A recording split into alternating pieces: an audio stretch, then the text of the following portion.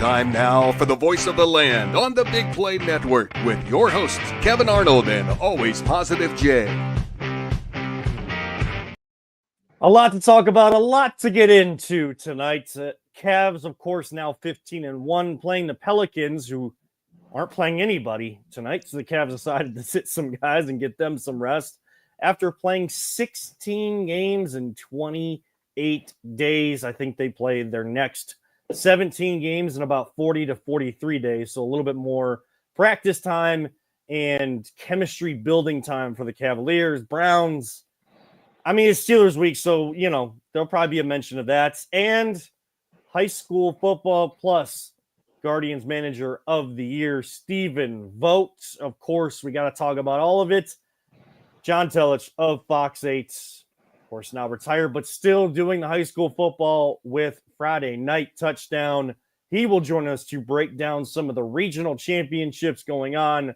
Boy, oh boy, some big games. I definitely want to talk to him because I haven't had a chance to talk high school football for the last couple of weeks because, you know, as you whittle down, there's no point in, unfortunately, it's not seen as a point to cover, but I would still love to be covering it. I would love to go to a game on Friday, talk about which games to go to or not, I guess, which ones are better on the slate for Friday. This is the Voice of Land on the Big Play Network, brought to you, partner with LPV Productions, brought to you by Greeny Sports Cards. Go to greenysportscards.com for all the information, where their shows are going to be, what they're doing. Trust me, it's sports memorabilia, it's sports cards, but also they'll get into the pop culture world at times as well. They are great people. They are friends of ours, and then they partner with us. We've been doing stuff with them for a long time, and it just made sense to partner with them. Ryan, do we have a contest going on currently? Yeah. Yep. We have a contest on our Twitter. We are giving away 5 Nick Chubb cards. We thought, you know, since he was coming back, we launched that. Should be coming up, I think, in about a week or two. We'll be doing the unveiling of who wins that giveaway, and then we'll continue with another giveaway after that. You can just go on Twitter and follow us, follow Greenies to be entered, and then you can follow the rules there on our pinned tweet as well, and then look forward to another awesome giveaway in the next couple weeks. Well, more giveaways to come, of course, but Nick Chubb cards, I know that he hasn't looked like the old Nick Chubb, but I think a lot of people talked about it, and if you're realistic about it, that was a more catastrophic knee injury than just a simple, like, tear your ACL. He had 2 surgeries on it. The fact that he was able to do what he typically does in workouts and squat how much he did, you can do all of that, but that doesn't necessarily equate to return play on the football field. It's going to take him a while to get back to that level. He's getting better, though. He is getting better. Yeah. And do I think that he'll never get back to somewhat of that level? Absolutely not. I know that wherever, and as much as we want him here in Cleveland, we know that there's still business decisions as well, and there's plenty of decisions this team needs to make. I'm not getting into that because that's just, we don't have enough time. That's a whole show. That's a whole show.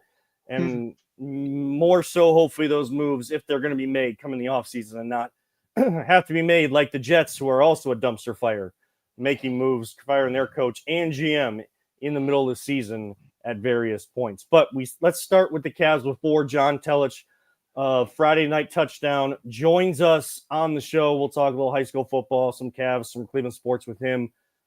Guys, I mean, last night, Ryan, what did you make of the Cavs? I know that they lost to Boston in Boston. Darius Garland did not have a good game. I think some people took time to take advantage of that and, you know, take personal shots at him. I saw it. I know not everybody did. I need to mute more stuff on Twitter so I don't see that kind of stuff. But what did you make of this team against the defending NBA champs? Yeah, I mean, I think when they went into Boston, I mean, the crowd got to them a little bit. I mean, it's the number 1 team, defending champs, and I think that in the first quarter we played terribly. I don't think any shot was going our way, but we were, you know, still within, you know, grasp. In the second quarter we lost, or we were down by, you know, 18, 20 points, and, you know, the game at the end doesn't reflect that. We only lost by 3 points. We were right in until the end, just a single possession. It doesn't have me worried. I think, you know, get it out of the way now. That's fine. You know, it would have been nice to continue the streak, but nonetheless, I think they might have got humbled a little bit. I mean, I'm not saying they were cocky or anything like that, but with the streak, you have to feel a little bit of swag. Obviously, I think that I think they're ready. I think they'll be fine. They with an off night shooting from Garland and some other especially in the first second quarter, we still only lost by 3. I'm not worried at all. Jay, I thought it was actually a pretty good game. It's like I hate when people will down talk about moral victories. I'm like, no, there is a such thing as a moral victories in sports, especially when you got an 82 game win season. In football, when you only got 17 games, not as much. But baseball and basketball, soccer seasons, all those seasons that have so many games, there are lessons in losses, and you could learn from those. And I think they're going to do that big time. Not having a Coro and Levert out there and Wade, all your wings are out, and they're nailing threes. Big surprise. It was a bad matchup for us that night. Garland, he's been playing just constantly. I think he's been playing more minutes and more games than anyone on the team, and they've had a grueling start when it comes to the schedule with just games in a row and back-to-backs and stuff. And when your legs are tired, you're going to miss shots. And everyone says, he should have been passing. Shooters are going to shoot. They're always going to believe that they're going to make the next shot. They already forgot the last one seconds after it. That's how it's going to be, and that's how it's always going to be. I don't want to maybe at the end passing it up because like tonight's not my night, but I'm not going to get on him and be like, oh, Garland's got to go and stuff like that. That's just crazy talk. I mean, I like that they fought back too. Huh? There's fans out there saying that, but I know there is. That's why I'm addressing it.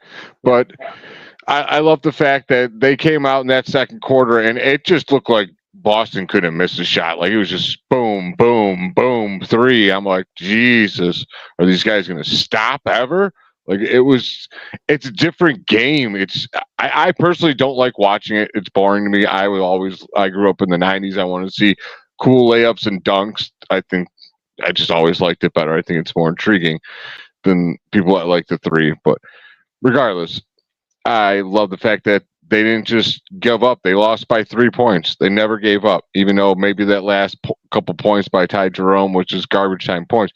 I don't care. It shows you that they never gave up. They knew that all those points matter because they want to win that NBA Cup. And I just like that how they're fighting at this beginning of this season. It's like they're fighting for a playoff spot right off the rip. And I like the habits that they're getting into. So, Jay, you brought up 2 things that I really wanted to get into, and Peter, if you can text me when John joins us, I don't want to make him wait in the waiting room too long, but I want to make sure get these points out, and we'll get his thoughts on it as well. So, the first thing that you brought up, Jay, was the moral victory thing. I know a lot of people battled with that today. There was debates on, like moral victories. No, like there's no moral victories. You either win or you lose. I don't see it. I don't see this instance, like what people are saying that people are perceiving as moral victories as moral victories. Garland hits 2 more shots and goes 5 of 21 instead of 3 of 21. Points stay the same. You win by 1 point, and that's still a terrible game. So, like, that's how much this team was in it and fought back to be in this game against the Celtics, who hit 22 threes out of 41 attempts. They averaged 52 attempts a game, guys. So they were down 11 attempts last night to their average, and they hit 22 of them. You know how many points that's worth? 66. The Cavs only hit 4. Or some sort of like single-digit number. They were outscored by like 40 points at the 3-point line and lost by 3. Nobody shot it well from outside. Somehow Donovan Mitchell got himself a 30-point game. Evan Mobley, I thought, looked like the best player out of the core 4. Jared Allen, he hasn't gotten enough flack or criticism, and this isn't to take shots at him. This is just, again, this is being realistic about what we saw in this game. I didn't see Jared Allen. Impact much of this game. And if he did, it was one of those quiet games. So if Garland's going to get the criticism for what he did, rightfully so, it was a bad game. Okay, he's been playing a lot. A lot of these guys have been playing a lot. It looked like his legs were dead. It looked like he didn't have lift. If Al Horford's blocking your shot, I know Darius Garland isn't the high jumper and stuff like that, but I think that if Al Horford's able to catch up to you and things like that, he can create space with the best of them.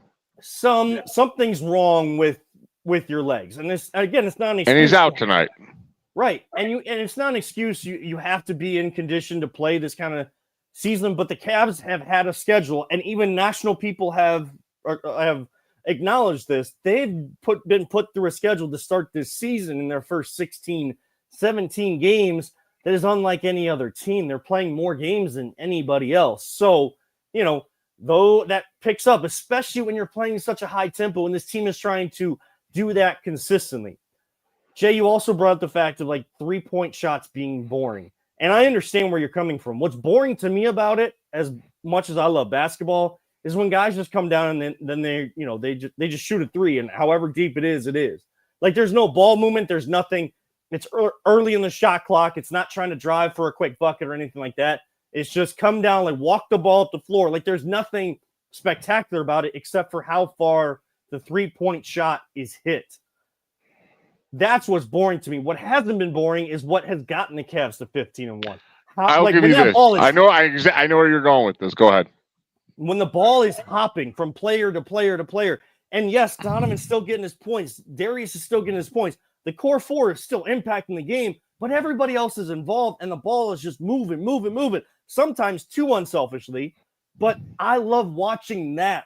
I know that the game has expanded beyond the 3-point line, but if you watch some of like good basketball from the 80s, the 70s, whatever, even inside the 3-point arc, or when there wasn't one, what was good basketball? When that ball is moving between player and player and they're not just dribbling. I saw too many times in that first half last night, these guys going back to that stanky leg offense, too much dribbling by the Cavs, and what got them back into it as the Celtics started missing shots. Even though the Cavs weren't hitting threes, they were getting stops on the defensive end, then moving the ball and getting guys open for layups or little jump shots, little floaters, stuff like that. That is when the new age of NBA and the 3-point shot is exciting to me. I completely agree with you. I do love when it's like around the horn, boom, boom, boom, boom, ball moving, and then you just get a guy wide open, one dribble, shoots a three. That's cool. And like you said, I was referring to like just that walk it down, pull up a three like as soon as you get down there. Doesn't matter where it's just that's boring. It's great for your team analytically if you can nail them, obviously. But the other thing we were talking about moral victories, it should have been the title of the show, is this coach can make the adjustments, man. You were getting crushed in that second quarter. He came in at halftime and he clearly made a key adjustment to that game, and they came back and almost won. So hats off to Kenny Atkinson. His hot start continues, and even in a loss, he looked good. The Celtics felt your pressure on, defending the three. They felt the pressure from the Cavs defense, and they made an adjustment. One big thing that I heard from Kenny Atkinson post-game last night was the Cavs played with regular season physicality. The Celtics played with postseason physicality in a game in November. So this is a team that's been to the mountaintop. They understand, and they've been through all of is Tatum and Brown going to work together? Is this team well put together? Do they have the right coach? They've been through all of that. They've been through the disappointing exits in the playoffs, and now have found their way to the top. And now they understand how to play consistently and get their team ready for that stretch run. The Cavs are still learning that. They're still going through that, and hopefully they took a lot from that last night. We bring in our guest here tonight, though, John Telich, of course, the sports anchor famously on Fox 8 here in Northeast Ohio. Been covering high school sports for the longest time, an inspiration for what I've done and what so many people have done. And the reason why there is so much high school football coverage, high school sports coverage, is because of John Telich, the late, great Danny Coughlin, and Fox 8 and what they did with Friday Night Touchdown and continue to do. But before we get into high school football, John, we thank you so much for joining us. Your pleasure. Thoughts on the Cavs and their start and what happened last night in Boston? Well, I can tell you in general terms about what they've been doing so far. I love every bit of what they've done, and I was impressed with your commentary just now, Kevin, about The beauty of basketball, it's not just the overemphasis of the threes or whatever. It's how you move the basketball and make it fun for the fans and play unselfishly. And by and large, they're doing that. They're a little dinged up right now, as you guys were alluding to. That will certainly sort itself out as we go on weeks and months from now. Last night was interesting. I started playing in a pickleball league. And so we finished our matches just in time. Oh, we got there. I think it was like 20 to 10 or 12 or whatever the score was early on. And the Celtics were just going crazy shooting the threes. So, no harm, no foul. They're going to have nights where they're just bombing away, and that's what they were doing. So credit to them for that. I was impressed by how, as you guys alluded, how they adjusted at halftime. Kenny's really good with that stuff.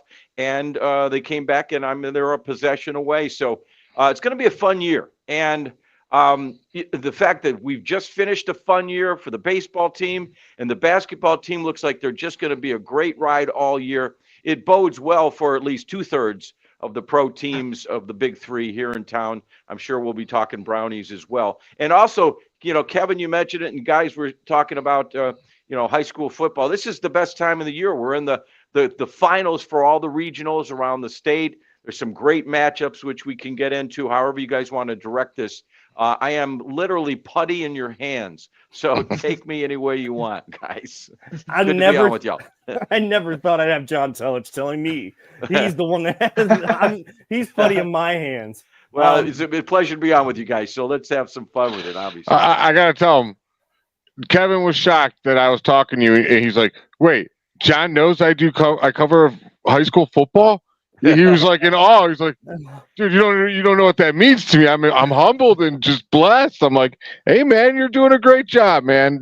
People are gonna know you. Yeah. Hey, by the way, I do want to say before we started our interview here tonight, I mentioned to the bride that I was coming upstairs to do the pod with you guys, and then she said, make sure you say hi to Always Positive Jay. Because hey, she can come on. Yeah, you got. Oh, she'd be a hell of a lot better than me. If you guys think John's cool, she would. The bride is 10 times better, even, and that's not talking down on John. Like she's just. She's amazing. I'm blessed, really blessed for all these years. But she did say just say hi to the gang, and she enjoyed chatting with you at Andre. And, it was the best. That was a great event last week down at Collision Bend. That was a great. They raised $100,000, so God bless them. That's fantastic. Wow. Yeah. Before we get into the high school football, sure. I know you guys were both. I didn't get a chance to go. I would have loved to have been there. It was awesome. Didn't have the ability to get to the Rec to Connect event at Collision Bend in the Flats. But you guys talk about that, because I know it's such a great group, and what Andre's wife has done for that, putting the recreation rehabilitation like in the hands of those able and maybe disabled to allow inclusion for everybody. I know it was such a great event. It's a fantastic event. They have two real big ones each year. The one that just happened, and then in the summer, thanks to Jimmy Hanlon, who's really kind to them at Little Mountain, they have a nice golf tournament where they raise a good chunk of money in that. I just love her passion. I love, obviously, Andre is a loving husband, and he's on board with anything that Jen wants to do. She's just so selfless in her, very unselfish in how she uses her resources and her God-given talents to look out for these individuals who some might not be, I don't want to use the word handicap. Some of them are just in positions in their lives where maybe emotionally it's difficult for them to be around other people, but why can't they enjoy recreation? And so, they have events where they can work with individuals who are awkward around other people, but they can still take part in some kind of sport event or recreation. So I think it's awesome, and it's just fun. I can't serve a drink, to get put in jail by any stretch of the imagination. But I was out there slinging drinks for about 45 minutes, just helping out, having fun. It's a good event. Yeah, I mean, me personally, I can't. I'm bartending it next year. I totally forgot to sign up for it this year. They're like, you could have did it. I'm like, I know, but for me. One of the cool things, if I can jump in here real quick, one of the cool things is they have the bartenders, they come up with their own drink, and Mr. Hewitt, who is a big benefactor, he lost his wife less than 2 years ago. And he is that the guy who won? I wasn't even sure to get the final results on that, to be honest with you. In fact, the bride and I had to take off right after we did the raise the paddles, to try to get extra money. But he is a huge benefactor, and his wife passed away within the last couple of years. So he made a drink, like Natalie Herbeck made a drink, and Gabe Spiegel, and Ricky Smith always comes every year, and all that type of stuff. Bernie comes. And everybody kind of makes a drink with a name on it, and he made a drink in honor of his late wife. I thought that was really cute. And I believe, they have a competition who can serve the most drinks, which is the cool. Most, and then most people, want to order their drink. I want to drink the Natalie Herbeck drink, whatever that happened to be. So just creative ways, a great event, and a lot of unselfish and beautiful people in Cleveland supporting Rec 2 Connect that Andre and Jen have. Yeah, as Kevin knows, I babysit my niece every Thursday night, and she has autism, and it's a very extreme case of autism. Sure. But she gets a lot, she loves her Uncle Jay and Aunt TT so much, and I would do anything in the world for her. So that event and their foundation just means the world to me. And selfishly, one, you're going to an event, you're getting great food. Yeah. Then you're doing it for a good cause. But Right. if I'm telling anyone that's anyone that's listening to it, if you are a content creator and you're in this podcast world, this is such a great event. This is how I got to know John. This is how I got to know a lot of these people, the guys that you've seen, is events like this. So it's worth it in so many different ways to go attend these, because the meet and greets there are just phenomenal, and they're all good people because they're all going for a great cause. Yeah, you said everything you said. I back it 100%. It's just a beautiful thing, and God bless Jen Knott. She's a spectacular human being. She really is. Oh, totally.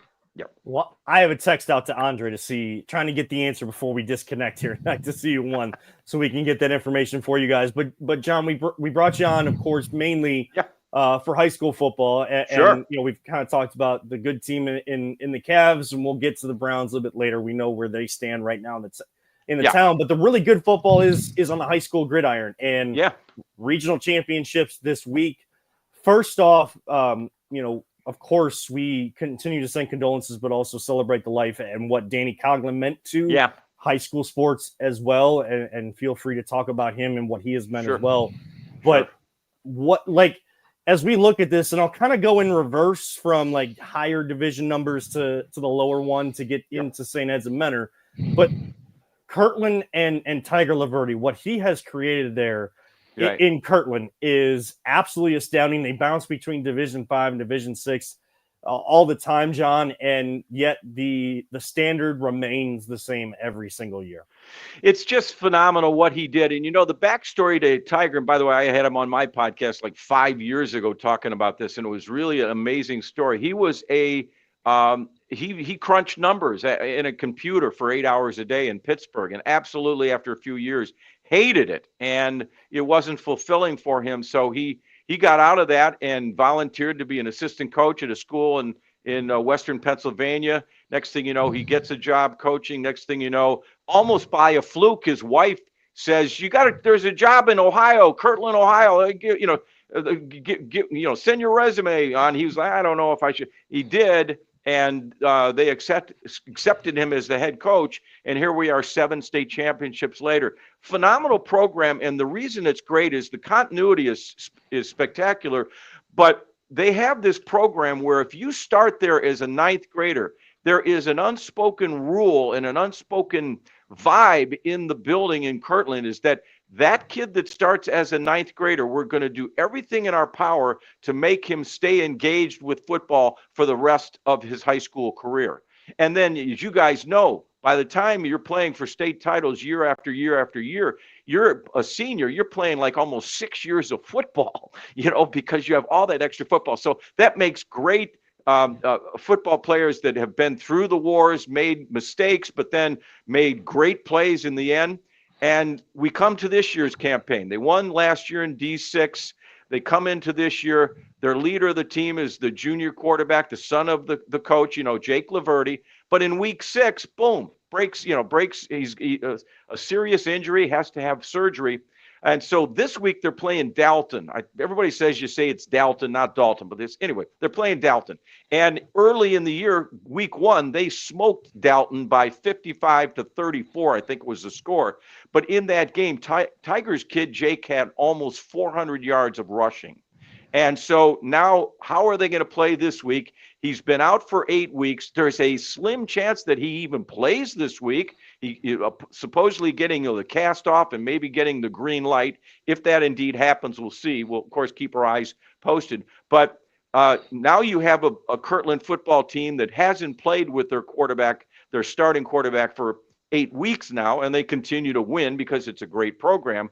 And then they have kids that weren't big bell cows for him early in the year. Danny Alfieri, he wasn't really a big name early in the season, but now he is. And so the Kirtland way is becoming the Kirtland way. You know, it's an amazing program. So they're playing Dalton, and the way the state has set this up this year, just like they do in Division 7, you could see Coldwater and Kirtland, if things, continue along the line, guys, where they meet each other in the state championship. And in D7, you could see if Cuyahoga Heights, continues to win, they could be seeing Maria Stein, Marion Loco, which is the big school, not big in size, obviously, but big in reputation for all the state championships they have. But Kirtland's, it's a great program. It continues to be excellent. So much fun to watch this team come out every time and just play really good football. It's great coaching. It's an atmosphere. It's how they drill these kids. They were in the weight room the day after they won the state championship. That's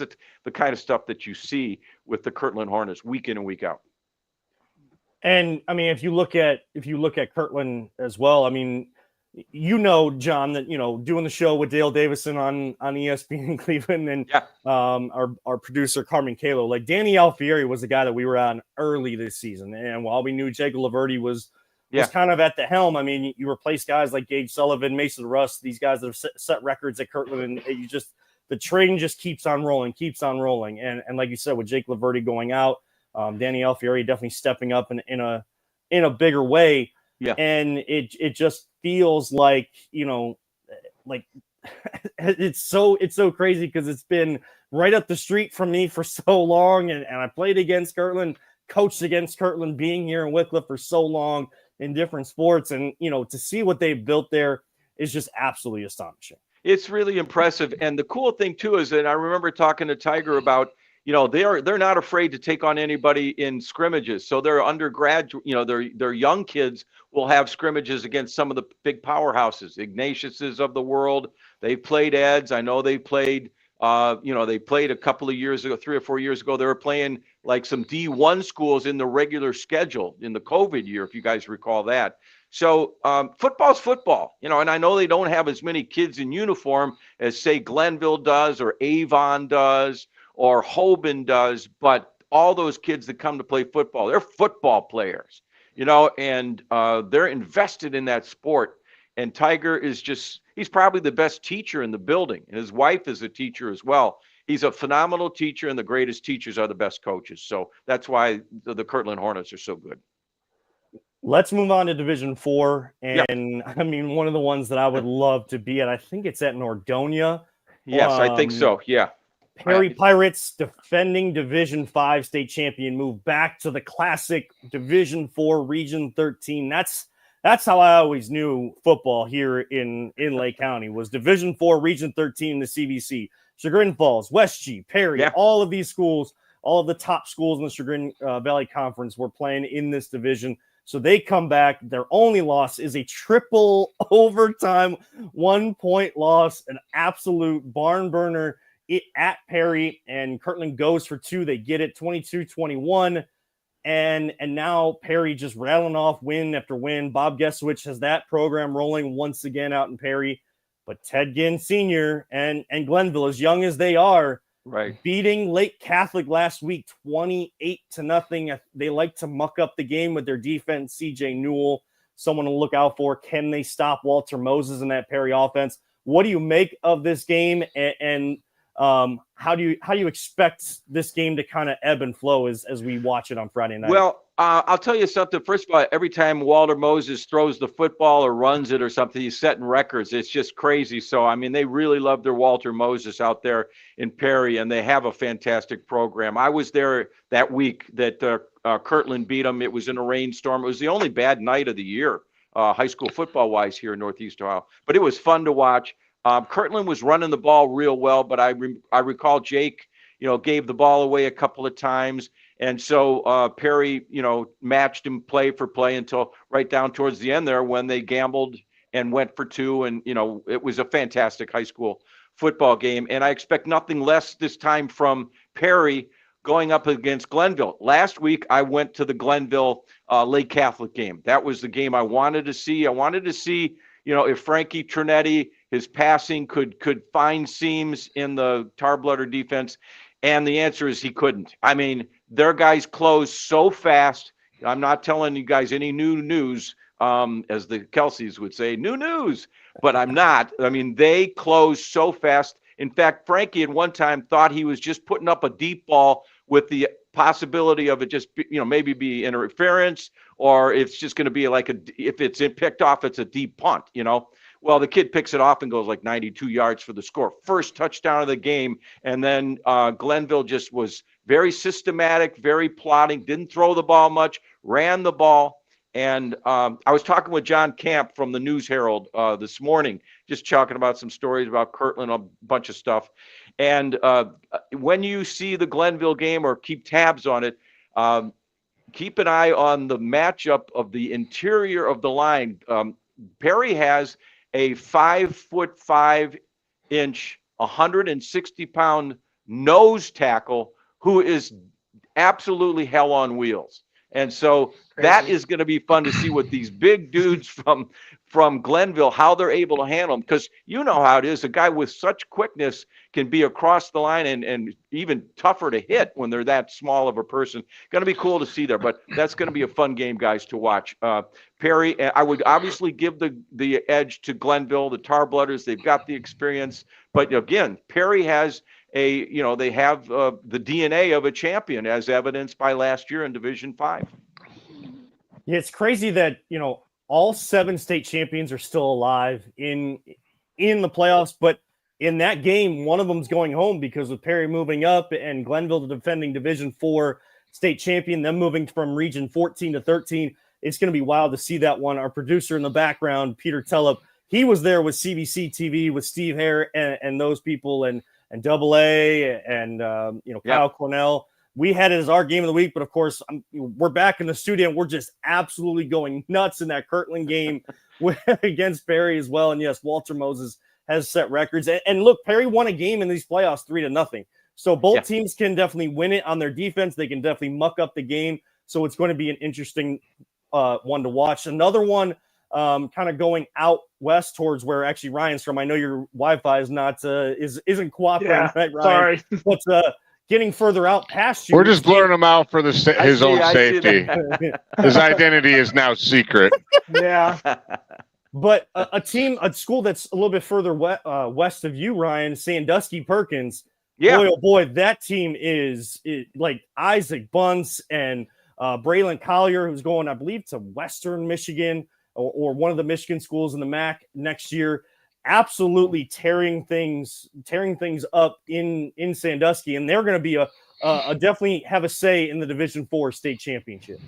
Well, they have Ontario, right? I believe that's their matchup. And I don't, to be honest with you, I don't know a whole heck of a lot about Perkins. So I'm going to certainly go to school on what you're saying about that matchup. And it's also interesting too how the state has worked some of the state semifinal matchups. And I think we can maybe talk more about that when we get to like Division 2 and even Division 1. But yeah, to what you said, Perkins is a force. We'll see what happens. See if they can have the magic for themselves to go beyond this weekend. It's going to be fun to see. So let's actually move to Division 2, and we do value your time and appreciate your appreciate. I love talking high school. Well. I love talking high school football. I love absolutely. It. And the team that got back on the map, it's not like they weren't ever, because they have the type of atmosphere, the type of stadium that you want.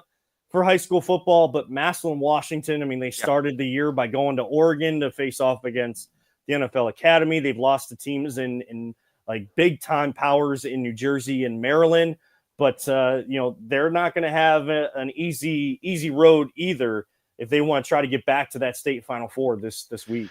No, they're not. And you guys know that last year was the first time they ever won a computer, playoff. And so that was cool for their program. Certainly have the best facilities. A lot of people still say their indoor field house is as good as anything. It's better than what the Browns have. I know that.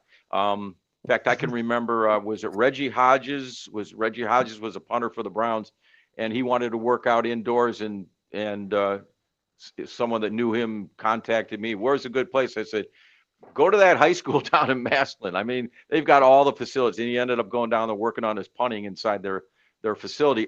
They have a chance. The way it's set up, guys, is that they should have a path to face the winner of whoever Walsh and Hoban. Which one gets out of that? You've got Avon in their semifinal against Highland. That's going to be fantastic. And then you have Walsh and Hoban, the rematch that Walsh won earlier this year by less than a touchdown. Those are two great games that are going to be a lot of fun to watch, to see who really comes out of it. And here's a couple of things I want to note, and I'm sure you know all this. Last year, it was Avon 2-touchdown victory against Highland in the similar situation. But last year, they didn't have Nolan Good in that game. He had hurt his collarbone. And then, of course, he's been a tremendous player for the Avon football team this whole year. He was our Friday night touchdown player of the year, just a real good kid. This is 2 13-0s going. Highland, Medina Highland, and then, of course, Avon. So they're going to go at it with both of those teams have not lost a game this year. And then with Walsh and Hoban, I think Hoban, this will be like the fourth time in 5 years that they'll be, have a chance to go to the state semifinals. They always seem to get there. They always seem to find a way to go super deep into the year. So going to be a lot of fun to see what happens with these games. And I know it's set up that next week, the winner of Avon Highland and Walsh Hoban, they will be a state semifinal matchup. And then possibly Massillon getting out of the other bracket, if you will, and they could meet in a state. You're going to have teams that will be playing each other potentially, if it happens to be either a Walsh, in one instance, or even a team like the guys at Hoban. They're going to be playing against Massillon possibly in the state final, and they're only just several miles from each other, which has happened in the past. I mean, I know that a lot of people, JT, and John Telich is our guest from Friday, Friday Night Touchdown, of course, Fox 8 sports anchor for a long time. But JT, I know a lot of people love Division I, Region 1, Division I overall, and rightfully so. But I'm telling you, Division II is where my eyes have been this whole playoffs, and especially knowing that this was a possibility. These three big time matchups, Massillon in their regional final, Avon and Highland. Highland's defense has been outstanding. Aurora was so good this year, and at the end of the year, Highland made them look like they hadn't played football at all. And then Walsh and Hoban getting back to that 19-15 game, that rematch in this one. I know Hoban's looking for some revenge, but Walsh, wow, what they have done. And Keller Moten, their quarterback, the fact that in week 7 or 8, I think during our show, we found that he was only being recruited. He had talked to Central Michigan, and he had only an offer from Mercyhurst, who has now jumped to Division I from Division II. Right. That's just absolutely mind-blowing, like how low recruited he was and how talented he is, even as an athlete. Like, that's what that next level looks for, is like you see a lot of guys listed as ATH, athlete. And even if they play quarterback, you can use them in so many different ways. You can. You're right, Kevin. And, you could be looking at like a Julian Edelman kind of a situation where he goes, wherever he ends up. Obviously, Josh Cribb, same kind, real good athlete.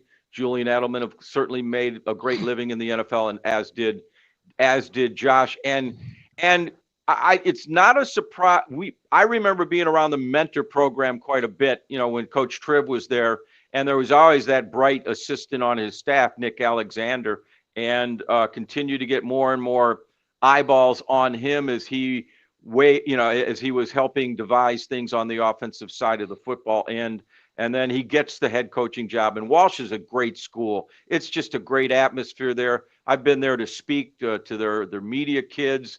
Tony Burke had me out there a couple of weeks ago. It's just a fantastic campus, a great tradition, as you guys know. But they have never been, I believe, to a state semifinal in this century. I think the last time they were in a state semifinal was in 1999. So this is huge. This is so big for their school. If they can get off the schneid and get 2 in a row against Hoban, and but boy, does Hoban get fooled twice in a year?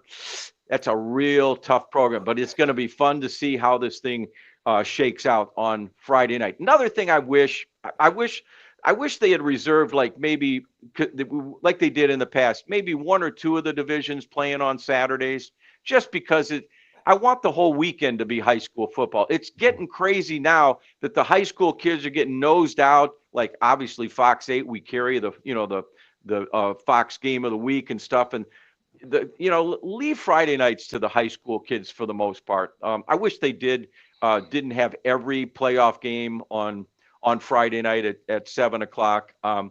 But maybe that's just nitpicking. It's still, the overall product is fun.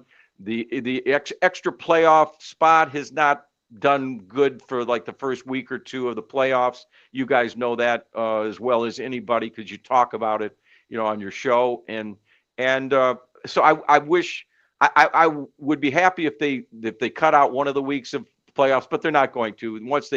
Once they've gone down that road, they're going to continue down that road. But it's a fun thing to think about. But this time of the year is just the best with all these great matchups.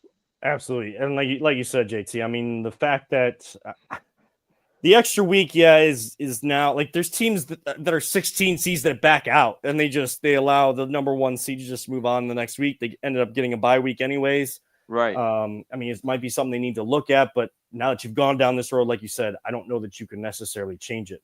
I do want Jay and Ryan to get in on the conversation here on some Browns and stuff like that. So we'll close the high school conversation, of course, with the big boys, and the biggest one here in this area, St. Ed's 8-5. They were 5-5 in the regular season. Now, as a 7 seed, they won a state title as a 7 seed. Menor undefeated. Scotty Fox going to West Virginia. Their running backs, their wide receivers, Austin Van Nuss, and all of those guys, like, it's just a well-oiled machine. They've shown that they can play defense and win close games as well. This game is really the creme de la creme of high school football this weekend. Private school versus public school, and 2 of the best programs consistently year in and year out.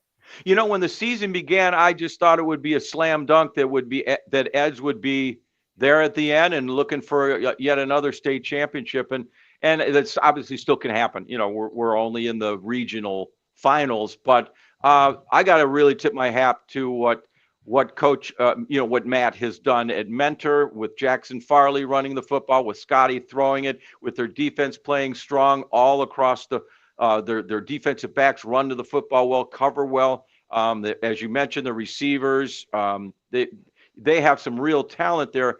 And a year ago, they were losing all those tight games, and they weren't as big of a factor in D1 Region 1. And then now here they are this year, getting the most, computer points and being the beasts that they are.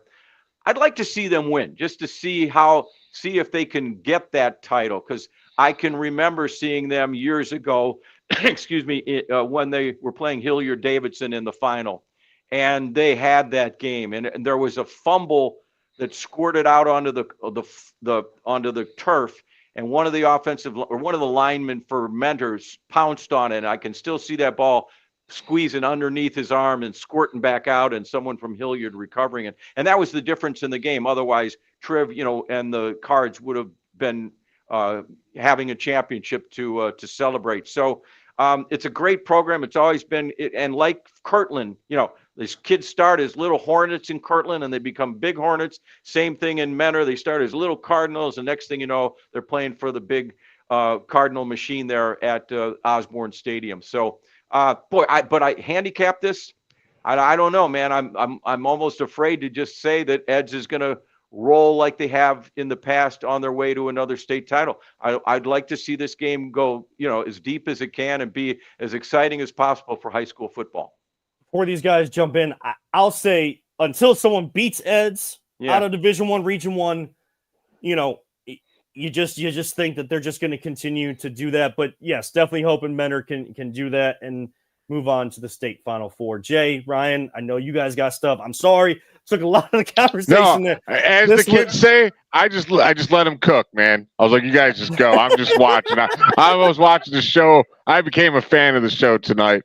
Ryan, do you have any questions for John? Because I got one good one I wanted to close on. Oh, no, go ahead, man. You're good. So, I mean, I really sought to have I needed someone on that could speak on this. We unfortunately lost two Cleveland sports media legends in Danny Coughlin and Jenny Donovan.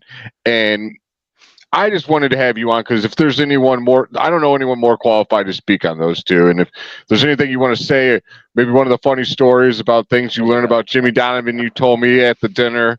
Well, the floor is yours. I mean, obviously, I've knew Jimmy 39 years since he came to Channel 3 in 1985. And I always joke, and everybody in the business calls me kind of like the welcome wagon, because I'm the guy that, John Doss comes to Channel 5. I go over there and introduce myself and say, I've heard this. I've heard this. Welcome to the game, And so Jim's this guy coming, this tousled, reddish, blondish hair coming from Boston, full of vim and vigor, very young and so talented. And I remember he started off, he wasn't the main anchor. It took about a year and a half for that to happen. You could clearly see he should be, and he was going to be eventually. And so he came the first time that we didn't butt heads, but we were going for the same thing because that's what you do. I remember it was in 1986. He hadn't been there that long, and it was he and I chasing after Kevin Mackey in New Jersey after Navy beat Cleveland State in the Elite Eight of the NCAA tournaments. They made the Sweet 16. They were the talk of basketball. They beat Bobby Knight, and then both of us just going for the same interview, chasing Mackey down, and we both got the interview, and it was great. And so we hit it off from the get-go. I always, number one, respected Jimmy's ability on the air as a television communicator, among the greatest that we've ever had in the city. I called him our sports casting or sports commentating, our gold standard. I said that. I've been saying that for years, and I continue to say. I said it the day he passed away. I said it the night that I and the folks at the Greater Cleveland Sports Hall of Fame inducted him into this year's class, even though he obviously wasn't able to be there physically because he was very, very ill. But I always thought that Jimmy, with his ability to ad-lib, his quickness, his wit, was just unsurpassed. The no teleprompter thing about Jimmy. He knew what he had to say. He didn't wing things. I think a lot of people, there's a misnomer saying somebody wings it. No, he had a precise idea in his mind, might have written down 4 things on a card. That would be it. And he would just go piece by piece. All right, we're talking about the Cavaliers and the Celtics last night. Oh, boy, what happened to the Cavaliers in that second quarter? He would just go piece by piece, and he was just superb at that. And then for him to be able to do commentary on the news on the 7 o'clock show just showed you the breadth of ability and talent that Jimmy possessed. And then in the booth on Sundays, come on. I mean, Jimmy Donovan deserved like 50 Pulitzer Prizes and Oscars and Emmys and Grammys or whatever you want to give him for all the work that he did in that booth with a subpar product for pretty much 85% of the time. And he was just wonderful at it. Run, William, run. Is this how it feels? Is this how it feels? All of his calls, his signature calls, he certainly was kind of like the voice of a generation or two.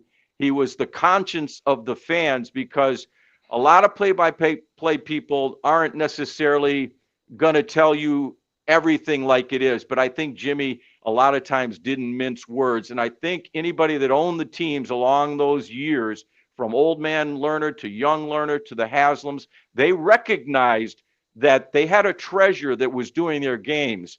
But they didn't have to worry about their broadcasting department. They had the best in the business, a fabulous communicator in Jimmy Donovan. And I had a chance only once in my career, in our careers, to work together. And I'll tell you, we were doing the national broadcast for a couple of years for public television for the Soapbox Derby. And you would say, oh, it's a bunch of kids in boxes. What's the big deal?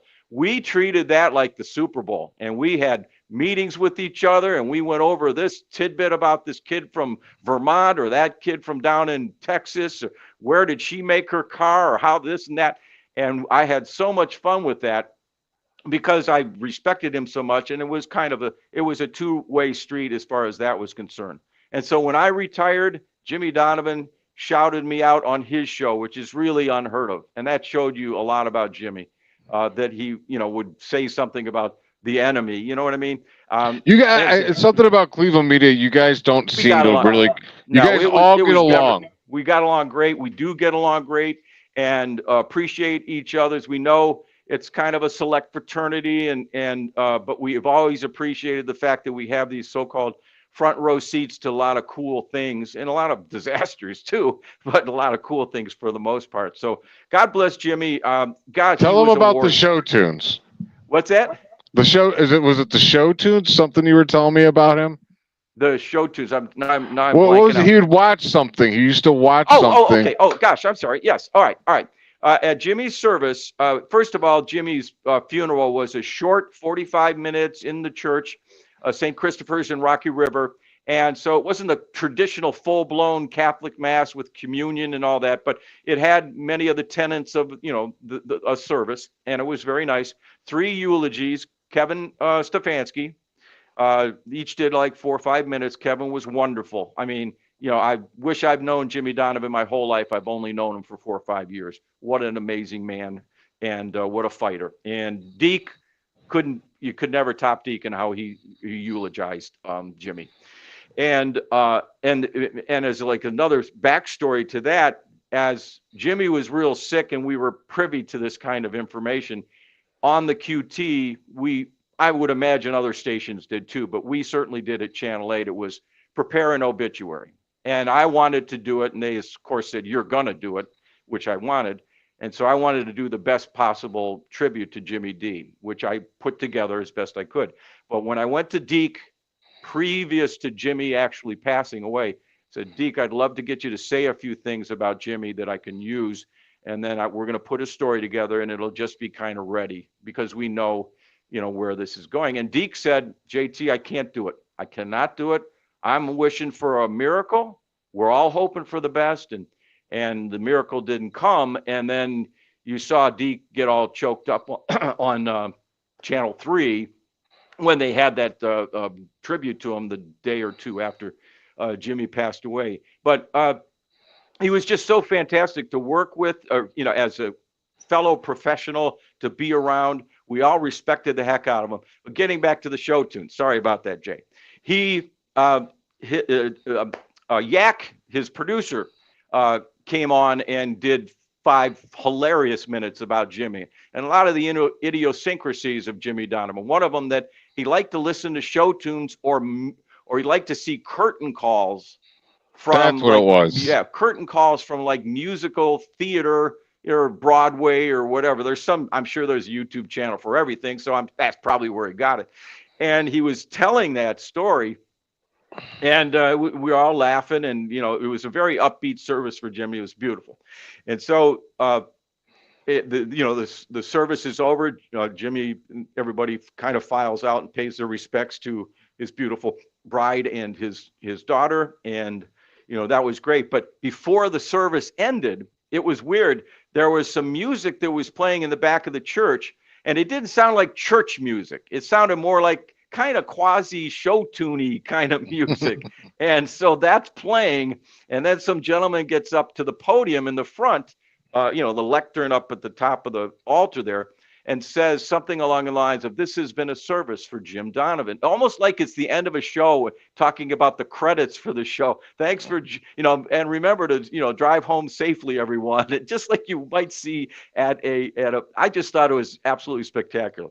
I've gone long on Jimmy, and I don't want to short shrift Danny C. I mean, Danny Coughlin and I met At the Winter Olympics in 1980, I was 27 years of age. I'm working for a Buffalo CBS TV station. I'm covering the Olympics. I was there for 3 weeks, covered the Miracle on Ice, all that stuff. Oh, how cool. And so I'm there, and I go into the media lounge one Friday night. I only had one Friday night off in like 3.5 weeks. I go into the media lounge, and sitting at the bar is Dan Coughlin from the Cleveland Plain Dealer. I knew who he was. I'm a Cleveland kid. I read all his stuff. I remember when Danny posed as a high school football player to write some articles about, trying to be the next big tackle at one of the schools in Northeast Ohio. The story is that he did that, and he wrote these articles called Herbert Hopeful. And while he was writing those articles, everybody in Cleveland, all the high school football players were wondering, where is this guy? What school is he at? He was at Parma. He was at Parma High School. And they literally discovered him like 1 or 2 days into the whole charade when they caught him smoking cigarettes underneath the bleachers by the stadium. So that was Danny Coughlin. But so I met him. I met him at. It seems like all his stories end something like that. They do. I mean, Danny Coughlin knew how to find the most unique, cool thing about you, and then write about it in flowing, not dramatic, but very funny and quirky and unique ways that everybody he wrote a piece about seemed like the coolest gal or guy on planet Earth. And his 4 books that he wrote, most of them were not stories about the elite. They were stories about real people, guys that played squash or guys that played racquetball, or the best home run hitter on a team in Parma, or the guy that delivers the milk to, these football coaches. And he just had a great way. Tell me your story. Whereas Jimmy Donovan always used to come up to you and say, let me ask you a question. And then he'd ask you a question. Danny Coughlin would come up to you and say, tell me your story. It's someone he had just met. And within 5 minutes, he'd know a bunch of stuff about you that then you could see the wheels moving. What are you thinking about, Danny? And then he would say, okay, this might be a good story for later on down the road. And that's the beauty of what those guys and gals were, those characters that went out and really hunted for stories, were sifting through the rock to try to find that little piece of nugget of gold that they could tell the story about. And I always lit up when I read stuff that Danny wrote. I've got looking up here on my shelf with all his books there. And, he was just one of the greatest people that I ever met. And I was so touched that the family asked me to take up during the service, along with the kids and the grandkids who went up to the altar, and the grandkids put roses in a vase. And then, of course, his children brought the communion, the offerings for communion. And I brought up his Fox 8 jacket, and It was folded neatly and placed it up on the altar. And gosh, boy, and when I found out he passed away, it was just so shocking, because again, we had just been doing Friday Night Touchdown on a Friday night, and this was Sunday morning at like 11 a.m. and I'm having brunch with the bride someplace on the west side. And it was such a shocker, but yet when I did his obit, I kept it as light as possible, because that was Dan. Dan would not have sat for, the obituary or the eulogy that his daughter Mary did for him. It's like Dan Coughlin wrote it. Now, I know he didn't write it, but she had her own Dan Coughlin feel to it, how she told the stories about her father. And it was spectacular. And so that's what Danny Coughlin was. And so as the years gone on, and, Friday Night Touchdown ran its course for this year, because we always go 12 weeks. And then it's, in the coverage of football is in the 10 o'clock show. We would always have little moments of Danny, that we'd show those clips on the air of Danny doing Danny stuff. And he seemed to be the troublemaker of all you guys in the good ways. No, he was not. The troublemaker in our group, it should be known, is our producer, Nick Kovac. Nick Kovac is the man that orchestrates Friday Night Touchdown. We can't do diddly without him. If you ask Carmen or Sable or PJ, they'd all say the same thing. Nick is the engine. He makes it hum. But Nick is the one that puts Danny up to these crazy things. Nick is the one that says, we're going to have him he was wearing like a boa at one time, a bright green boa with a green hat, and then these like green glasses. He's the one that would make Danny do all those things. But Danny was spectacular. You know, the last night he did Friday night touchdown was, Ed's beat Ignatius. And then, literally a day and a half later, he goes to sleep and doesn't wake up. That's sign me up for that. If ever that day comes, I can just close my eyes and not wake up. Not worrying about it, not being sick, just. Now he worried about his health. He did have, his heart wasn't as strong as it used to be, and he had a surgery some years ago. So he worried about that, but he would always joke like, if they take me, they take me. Well, they took him. And rest in peace.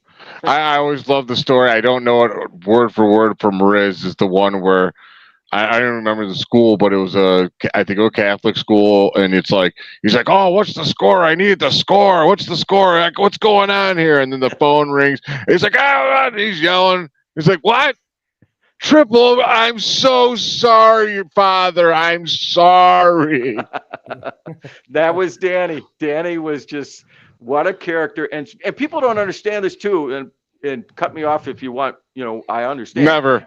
Danny was so hilarious you didn't have this athlete media person interactions. You don't have it today the way Danny had it back in the day, and especially with Doug Deacon. Those guys had a running war, a prank war. You could call it, punked 1970s edition or early 80s edition, because Deacon would do something to Danny, put mirrors on the ceiling. When Danny and Maddie went on their honeymoon, they come back, there's mirrors on the ceiling of their bedroom. And then Deacon putting goldfish in his bathtub and the pipes leaking and it's stinking up the entire house. Or Danny putting a goat in Deacon's garage in Bay Village there on the lake.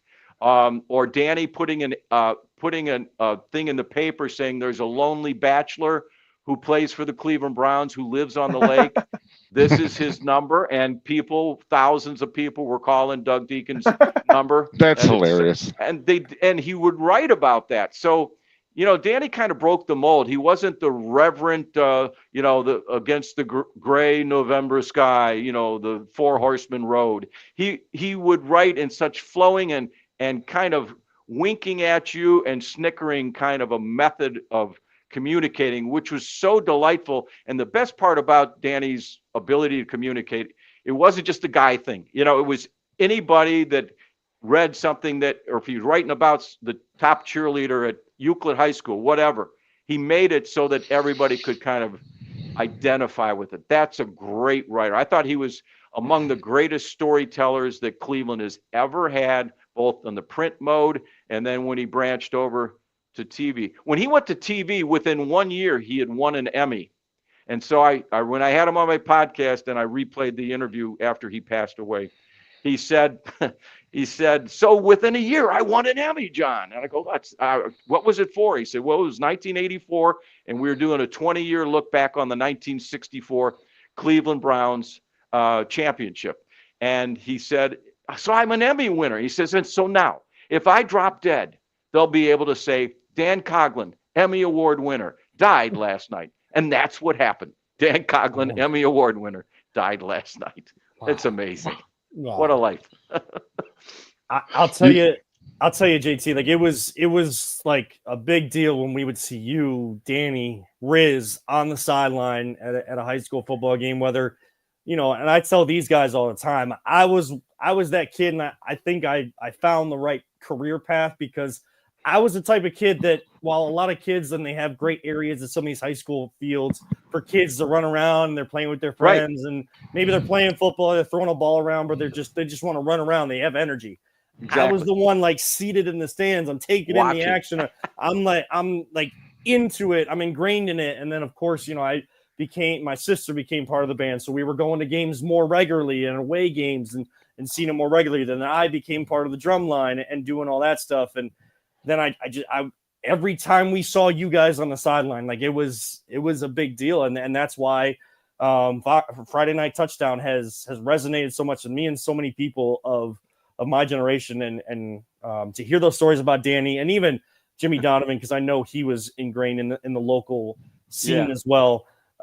They were epic guys, epic people, just so good at what they did, but they were just so relatable. Everybody knew. Jimmy probably had the highest Q quotient in Cleveland media other than Dick Goddard. That means recognizability. Jimmy Donovan. Who doesn't know Jimmy Donovan? Who doesn't love Jimmy Donovan? He'd walk into restaurants, Jimmy Donovan's here, and he never announced himself. He was very humble in that regard. He was fiery, and at times I know people said it was tough to work because he demanded so much, but that's okay. He wanted greatness. What's wrong with that? I sure wish the guy that owns this football team had that same kind of a passion about it, but he does, or he did. So, that's how Jimmy was. And same thing for Danny. And it was always a treat. I thought a lot of times when I would be out on stories or out on covering a game, and Perry comes to mind. Perry was playing Orange, and I was out there for the game. I can't remember. It was lightly raining. And I'm talking to the Orange band director, and he says, "You're going to want to watch our halftime show. We're doing script lions. We're doing 4 of them." Really? That's incredible. So they did all these script lions, but that was only part of the story, burying the lead. The best part of the story was their best player, their offensive tackle. Orange isn't a real good football team, but their best player, this handsome young Joe Thomas in the making kind of football player, he was out there playing the tuba. He was dotting the script I for Lions, which was really cool. And they had not just him, but like 7 other kids from the football team were in their football uniforms, playing their positions, instruments at halftime, and so I'm thinking, that's a great story. I showed it part of my my clips of the highlights, but that would be a chapter in one of Danny Coughlin's books. He would have written a story about that. 100%.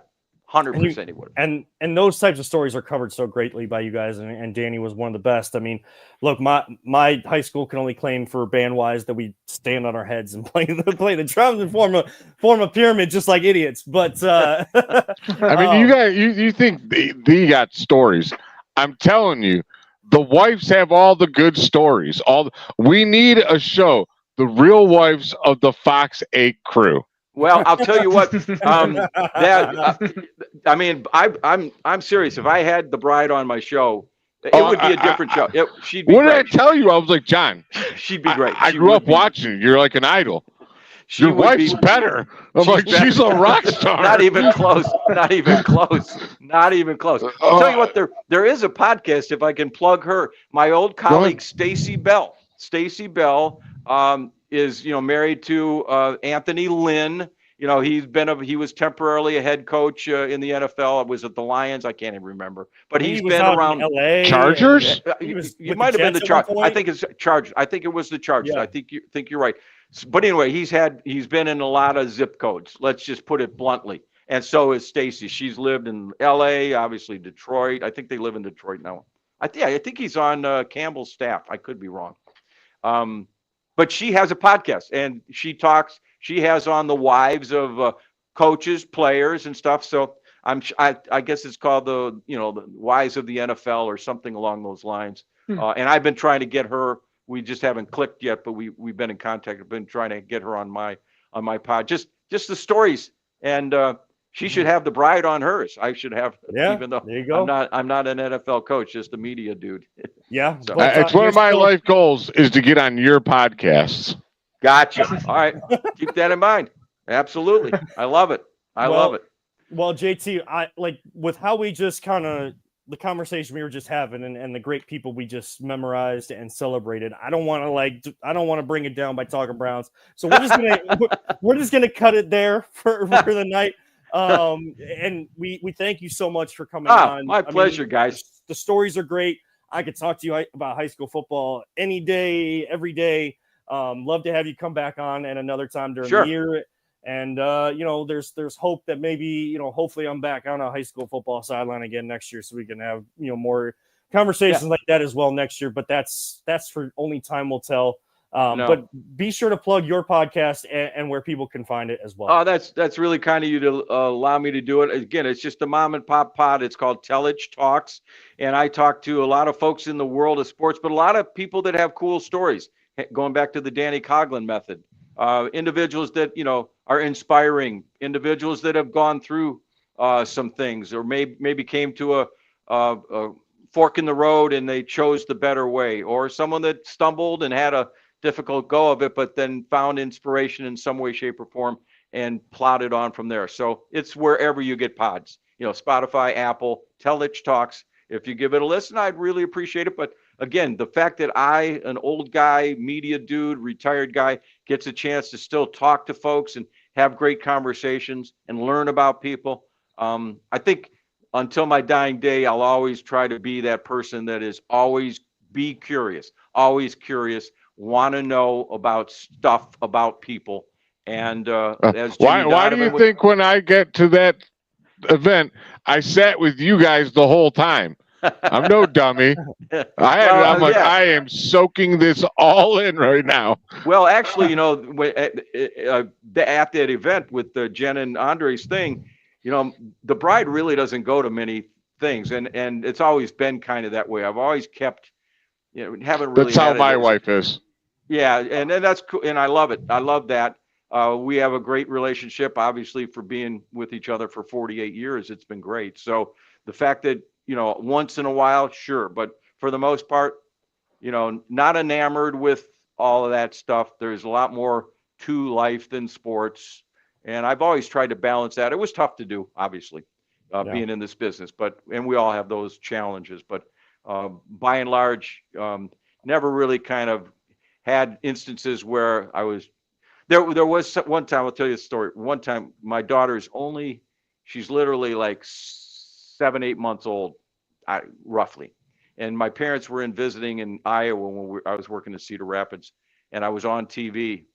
And my dad goes to Courtney, my daughter, and he says, Courtney, who's that? Looking at the TV. I'm on TV doing sports. And she goes, that's John Telich. And I thought, oh, God, John Telich? She didn't say dad.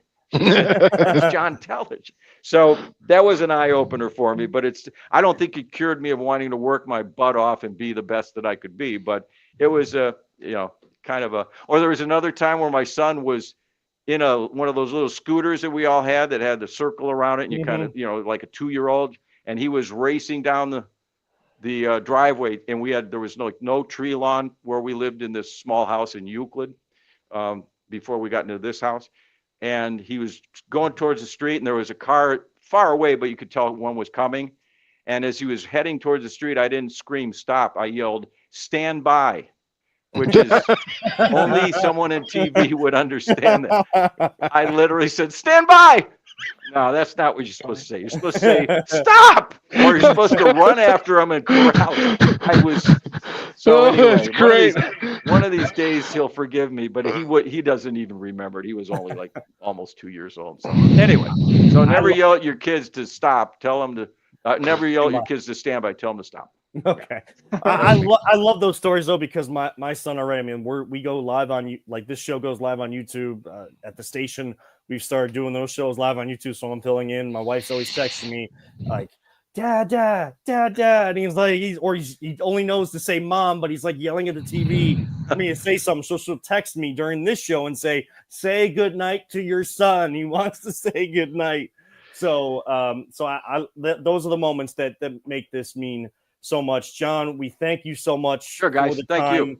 Our producer Peter, I know he's got another podcast to produce, so we will sign off there. But thank you so much, John. We will definitely have you on again. Okay, thanks again, guys. You guys have a great night. You too. That is John Thanks, Telich, the legend here. His podcast, Telich Talks, that is not a mom and pop. This is the mom and pop. Telich Talks is the real deal. We're trying to continue to build towards that real deal for sure. Ryan, I am so sorry. Ryan, you got anything to say, dude? Like, I feel so bad. Listen, I've been struggling with my Wi-Fi the whole time. I don't know, man. I'm good. I thought you were in witness protection over there. I don't know what's going on. It's been a whole crazy. I don't know. I can't troubleshoot it. I'm not sure, but we'll get it figured out. So.